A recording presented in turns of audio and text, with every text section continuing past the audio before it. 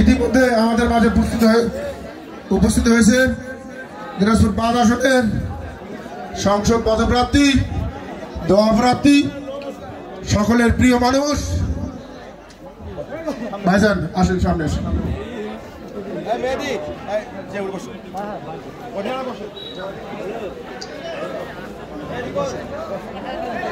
বসো। মোসালিম বসো, জাহিদুল মামা বসো। আপনারা সকলে একটু মনোযোগ হন। আমাদের নুরুল বাবু ভাই ইতিমধ্যে আমাদের মঞ্চে উপবিষ্ট হয়েছেন ওনার সফর সঙ্গে নিয়ে।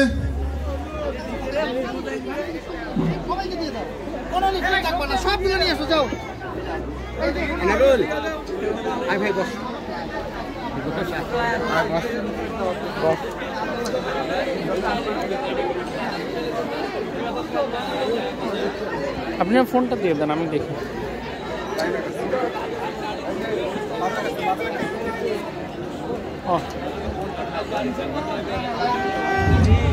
ভাইজান, আপনাদের মধ্যে কেউ উপস্থাপন করবে?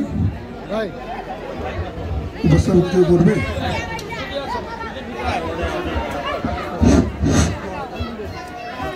ধন্যবাদ। রাঙ্গামাটি বল্লাখালী মন্দিরের সম্মানিত সভাপতি, আমার প্রিয় ভাই উজ্জ্বল দাদা সহ এই বল্লাখালী মন্দিরের পূজা মণ্ডপের আয়োজনের সকল নেতৃবৃন্দ, আপনাদের সামনে মূল্যবান বক্তব্য রাখবেন সাবেক কেন্দ্রীয় ছাত্র দলের সোনালী ফসল, বাংলাদেশ জাতীয়তাবাদী স্বেচ্ছাসেবক দল কেন্দ্রীয় সংসদের বিপ্লবী যুগ্ম সম্পাদক, দিনাজপুর ৫ পার্বতীপুর ফুলবাড়ি গণমানুষের নেতা, সারা বাংলাদেশের মানুষ যাকে জাতীয়তাবাদের পাঠশালা হিসেবে চেনেন, এই ফুলবাড়ি পার্বতীপুর আসনের ধানের শীষের মনোনয়ন প্রত্যাশী জনাব নুরুল হুদা বাবু ভাই, জনাব নুরুল হুদা বাবু ভাই। সবাইকে নমস্কার। আপনাদের আজকের এই বল্লা কালী পূজার শেষ দিন, আমি বেশি সময় না নিয়ে আপনাদের, যেহেতু আপনারা এখানে একটা সাংস্কৃতিক অনুষ্ঠান করছেন, আমি আপনাদেরকে অল্প কিছু কথা বলতে চাই। কথাটা হচ্ছে যে আমাদের কাছে মনে হয়েছে যে যারা সনাতন ভাই বোনেরা আছেন তারা এক ধরনের ভয়, সংশয়, সংকটে আছেন। আমি অনুরোধ করব, আপনাদের মনের ভিতরে যে ভয়টা আছে সেই ভয়টা আপনারা দূরে ঠেলে দেন।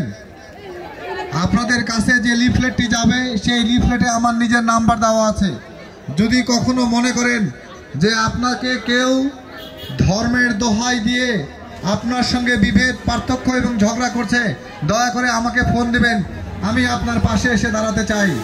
আমি বলতে চাই, যারা এই সনাতন ভাই বোনেরা আছেন আমাদের এই পার্বতীপুর ফুলবাড়িতে, বিশেষ করে প্রত্যেকটি পরিবারের মেয়েদের আপনারা অনেক আগেই বিয়ে দিয়ে দেন, কারণ আপনারা এক ধরনের নিরাপত্তাহীনতায় ভোগেন। আমি আপনাদের কাছে আকুল আবেদন জানাই যে আপনারা আপনাদের মেয়েদেরকে সুশিক্ষিত না করে আপনারা বিয়ে দেবেন না, কারণ আমরা বিশ্বাস করি একটি শিক্ষিত মা একটি শিক্ষিত জাতি উপহার দিতে পারে। কিন্তু আপনারা কোনো এক ভয়ের কারণে আপনারা আপনাদের মেয়েদেরকে খুব তাড়াতাড়ি বিবাহ দিয়ে দেন। আমি অনুরোধ করব আপনাদেরকে, আপনারা কখনো ভয় পাবেন না, আপনাদের মেয়েকে শিক্ষিত করে তোলেন, সেই সুযোগ আপনারা আমাকে দেন। আমি আপনাদেরকে কথা দিচ্ছি, যদি ভবিষ্যতে আমি এই এলাকা থেকে এমপি নির্বাচিত হই, তাহলে আমি আপনাদের বাচ্চাদের, বিশেষ করে ছেলে মেয়েদের আগামী দিনে তাদের পড়াশোনার ব্যাপারে আপনাদেরকে চিন্তা মুক্ত করব। আমি কথা দিচ্ছি, কারণ আমি এমন এক পরিকল্পনা করতে চাই যে আপনার ছেলেমেয়েরা স্কুলে যাবে এবং স্কুল থেকে এসে কোনো আলাদা প্রাইভেট পড়তে হবে না, তাকে কোনো বাড়তি টাকা দিতে হবে না। আমি আপনাদেরকে এমন একটি উপায় নিয়ে আসব, যাতে আপনারা আপনাদের ছেলে মেয়েদেরকে সেগুলো ব্যবহার করে আপনি তাদেরকে শিক্ষিত করতে পারবেন, সুশিক্ষিত করতে পারবেন। বিশেষ করে আপনাদের মেয়েদেরকে শিক্ষিত করতেই হবে, কারণ শিক্ষিত না করলে আমরা শিক্ষিত জাতি পাবো না। তাই আমি আপনাদেরকে বলতে চাই যে আপনারা নির্ভয়ে থাকেন, কারণ এই দেশটা যেমন আমার, এই দেশটা তেমনি আপনারও। আপনাদেরকে সবাই মনে করে আপনারা এই দেশের না। আমার কথা কি আপনাদের কানে যাচ্ছে? অনেকে আপনাদেরকে মনে করে যে আপনাদের বাড়ি এই দেশে না, আপনারা ভিন্ন দেশ থেকে আসছেন, আপনাদেরকে ভয় ভীতি দেখায়। আমি অনুরোধ করব আপনারা এটা ভুলে যান, কারণ 7 পুরুষ থেকে আপনারা এখানেই থাকেন, এখানেই আপনাদের বাবা মা, আপনার দাদা দাদি এবং প্রপিতামহরা এখানেই ছিলেন। এই জায়গা যেমন আমাদের, এই জায়গা তেমন আপনাদের। অতএব আপনাদেরকে যদি কেউ ধর্মের দোহাই দিয়ে আপনাদেরকে ভয় দেখায়, বিশ্বাস করেন, আমার উপরে বিশ্বাস রাখেন। আমি বাংলাদেশ জাতীয়তাবাদী দলের বিভিন্ন অঙ্গ সংগঠনের কেন্দ্রীয় দায়িত্ব পালন করছি। আপনাদেরকে কথা দিতে চাই, যদি আমি আপনাদের পাশে এসে দাঁড়াই, আপনাদের কেউ কোনো জুলুম, অন্যায়, অত্যাচার, অবিচার করতে পারবে না। আপনারা নির্ভয় থাকেন, আপনারা আপনাদের ধর্ম, আপনাদের পূজা অর্চনা একদম নির্ভয়ে আপনারা করবেন। আপনাদেরকে কেউ বাধা দিতে আসলে দয়া করে আমাকে জানাবেন, আমি এসে আপনাদের পাশে দাঁড়াবো, এরপরে আপনারা পূজা করবেন। কারণ আমরা মনে করি এই দেশটা সকল ধর্মের, সকল মতের, সকল পথের। এটা কোনো কারো একলা ধর্মের দেশ না। আর আমরা বিএনপি করি, আমরা ধর্মীয় রাজনীতি করি না। আমরা বিশ্বাস করি আপনারা আমাদের বাগানের সেই ফুল, যেই ফুল এই দেশে বৈচিত্র্য বয়ে আনে। অতএব আপনারা নির্ভয়ে থাকবেন, আপনাদের পাশে আমরা থাকব। এবং আপনাদেরকে অনুরোধ করছি, বিশেষ করে আমাদের মা, বোন এবং মেয়েরা, যদি কোনো জটিল রোগে আপনারা আক্রান্ত হয়ে থাকেন, বিশেষ করে কোনো মেয়েলি রোগে আক্রান্ত হয়ে থাকেন, যে লিফলেটটি আপনারা পাচ্ছেন, সেই লিফলেটে আমার নিজের নাম্বার দেওয়া আছে। আমার বড় বোন ডাক্তার, আমার সঙ্গে যে আসছে ছোট ভাই, তার বোনও ডাক্তার। এই চিকিৎসার জন্য আপনার কাছে কোনো টাকা নেওয়া হবে না। এবং আপনাদেরকে বলছি এখনই, এটা কোনো নির্বাচনী ওয়াদা না।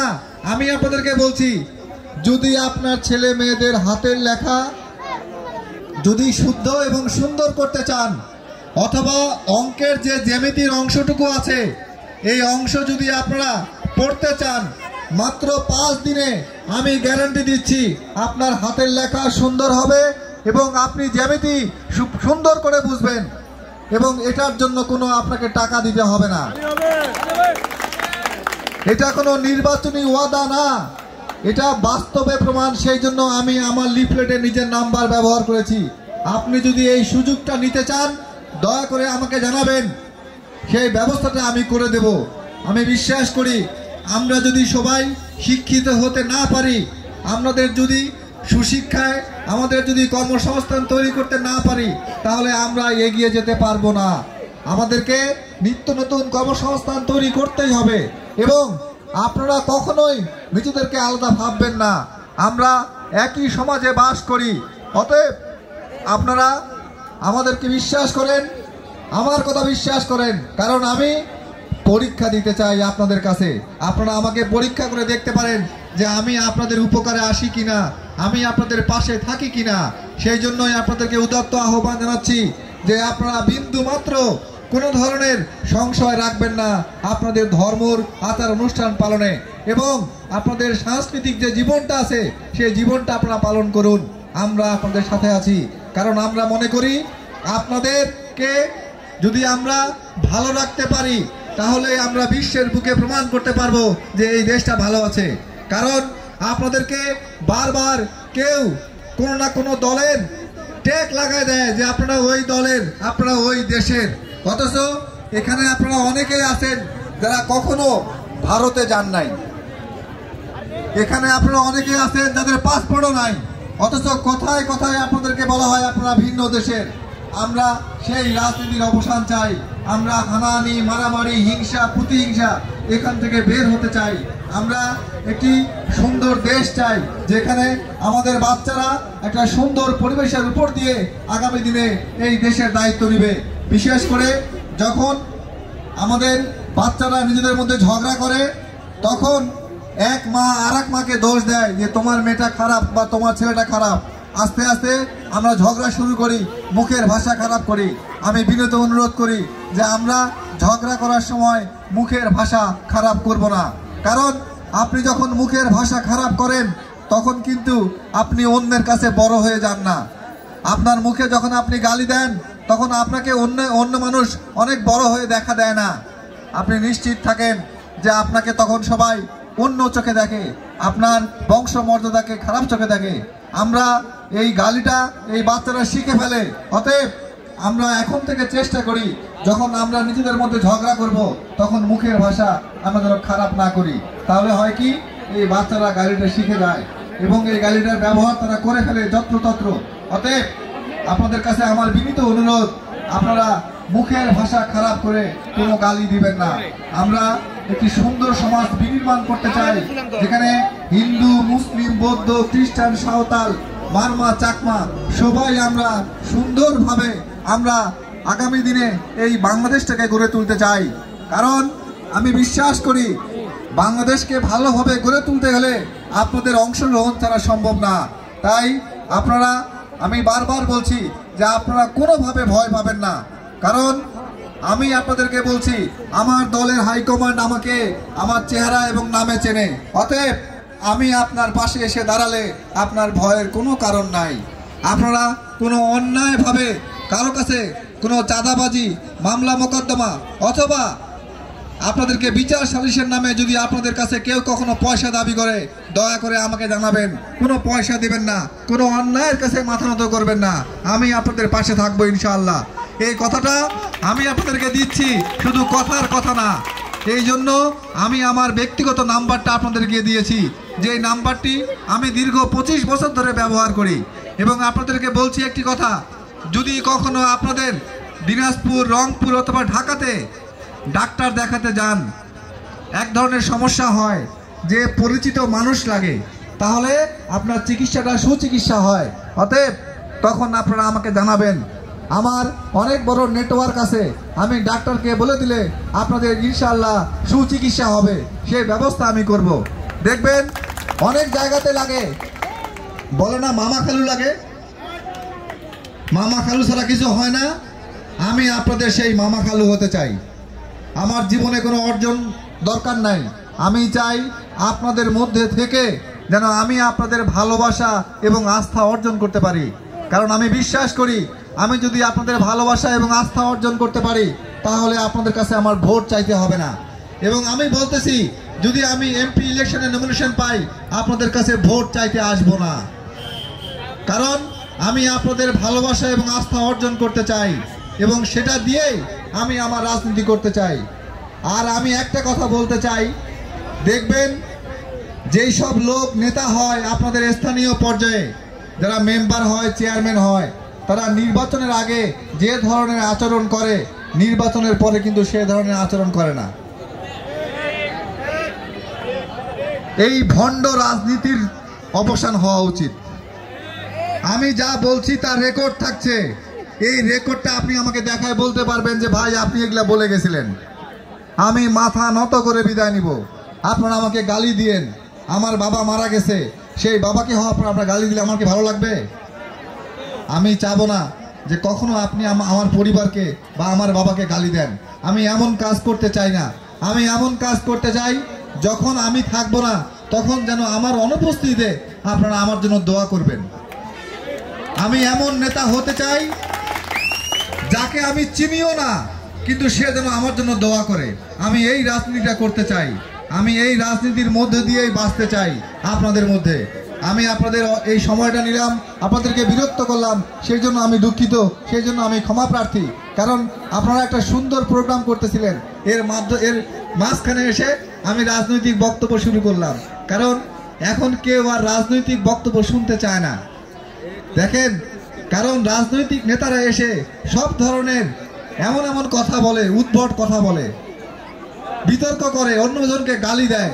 আমি তা বলার চেষ্টা করছি না। আমি একটা রাজনৈতিক পরিবর্তন চাই। আমি চাই যাতে আমরা সবাই মিলে মিশে সুন্দর করে আগামী দিনে বাঁচতে চাই। কে আমাকে ভোট দিবে, কে আমাকে ভোট দিল না, আমি তা দেখতে চাই না। আমি যদি এমপি হই, আমি এই পার্বতীপুর এবং ফুলবাড়ির সবার এমপি হব, শুধু বিএনপির না। আমি যদি এমপি হই, শুধু মুসলমানের এমপি হব না, আমি হিন্দু, বৌদ্ধ, খ্রিস্টান, সাঁওতাল, মারমা, চাকমা সবার এমপি হব। আমি সরকারের যেসব সুবিধা আছে সেই সুবিধা আপনাদেরকে দেওয়ার জন্য আমি দেখব না আগে কে কে বিএনপি করে তাকে আগে সুবিধা দেই। আমি এই কথাগুলো আপনাদেরকে বলে যাচ্ছি। আমি সেই রাজনীতির পরিবর্তন চাই। আমি মনে করি এটার মধ্য দিয়েই আগামী দিনে একটি সুন্দর দেশ হতে পারে। আমার এই কথাগুলো যদি আপনার ভালো লাগে, দয়া করে আমার পাশে থাকবেন। ভোট দেওয়া লাগবে না, আমি আপনার পাশে থাকব। আমি চাই আগামী দিনে যদি আমি নমিনেশন পাই, আপনারা আমার পাশে থাকবেন। ভোট আপনাদের আমি চাবো না, কারণ আমি একটাই জিনিস বিশ্বাস করি যে আমি যদি আপনার কাছ থেকে ভালোবাসা এবং আস্থা অর্জন করতে পারি, আপনারা আমাকে এমনিতেই ভোট দিবেন। আমি কি ঠিক বলছি? দয়া করে আমাকে একটু হাত তুলে দেখাবেন যে আমি কথাগুলো ঠিক বলছি কিনা।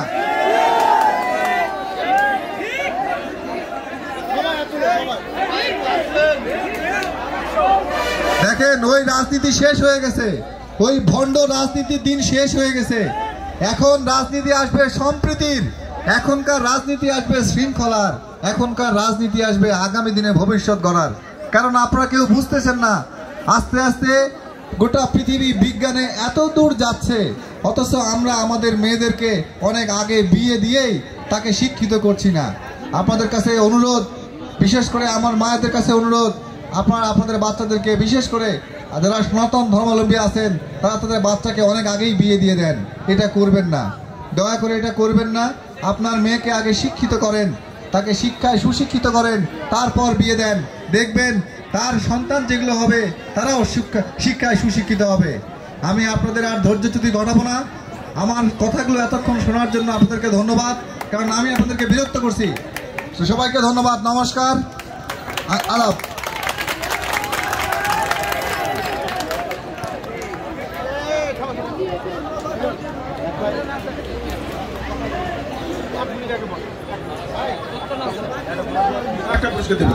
একটু এক মিনিট ভাই। ধন্যবাদ নুরুল হুদা বাবু ভাইকে এ পর্যায়ে বক্তব্য রাখার জন্য। আমাদের এ পর্যায়ে আরতি নিয়ে আসতেছেন আমাদের অতিথি শিল্পী পাখি। তুমি চলে আসো।